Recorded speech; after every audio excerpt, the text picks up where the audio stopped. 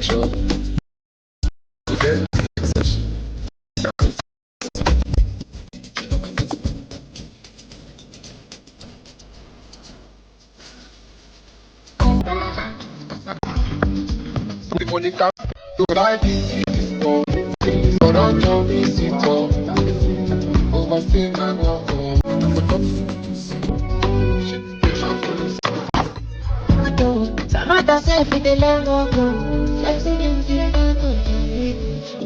brother, with the fast life is plenty.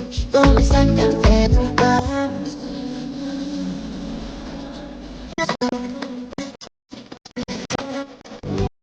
Your numbers.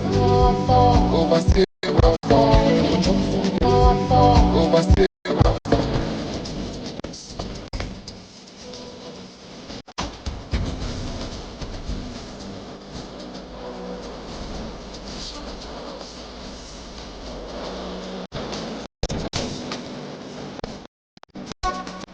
You go like PT's boy.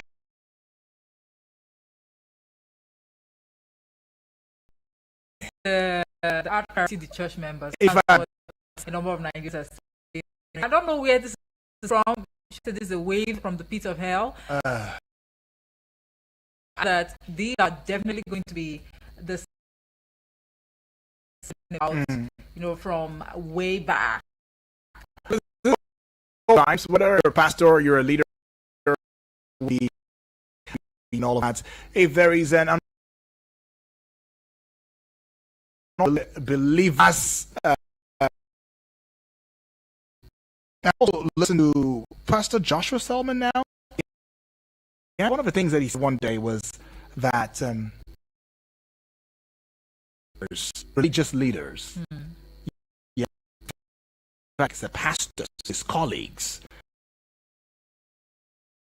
to the destruction of most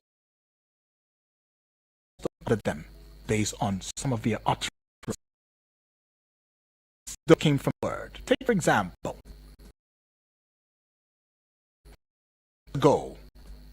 that members have an idea, marketed,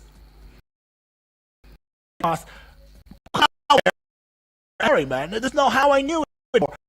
My knowledge was limited, but I found that this is what it is right now. Just like one clergyman, clergyman. Yes. Right? Yes.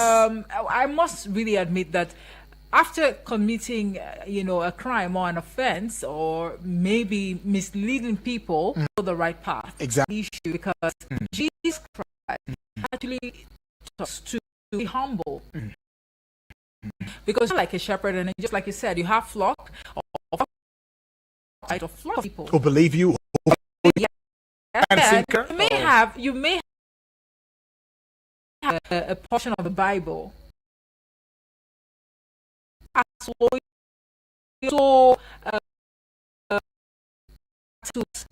you are doing it on a daily basis.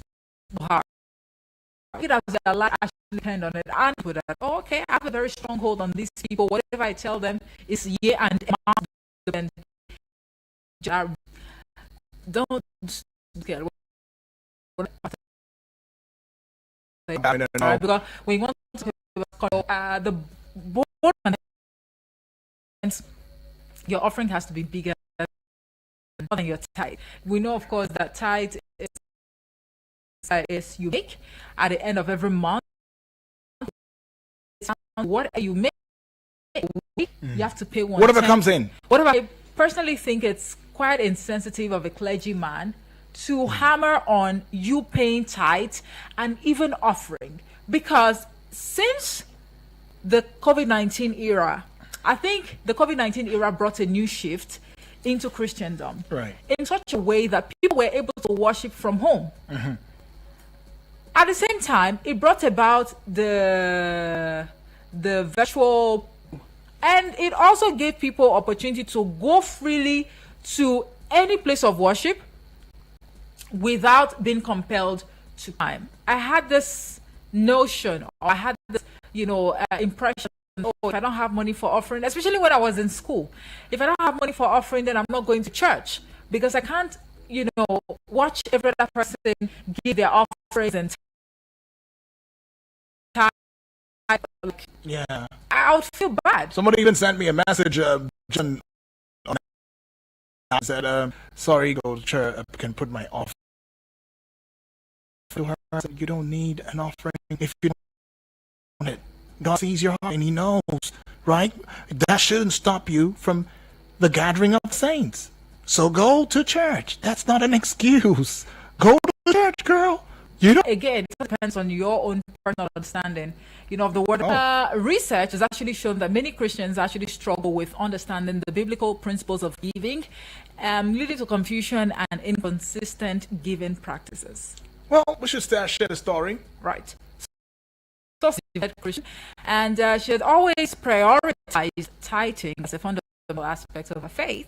However, after hearing Pastor David Ibiyomie's message about offerings, she began to rethink her approach to giving, and she started to focus on generosity and giving beyond her tithe, which brought her a sense of joy. Sometimes, okay, I must confess, it's not all the time that I give 1/10 of my salary as tithe. Get that? I give what I can actually, what I deem, feasible right now. Because I personally give 1/10 of my salary when I feed the expenses is there,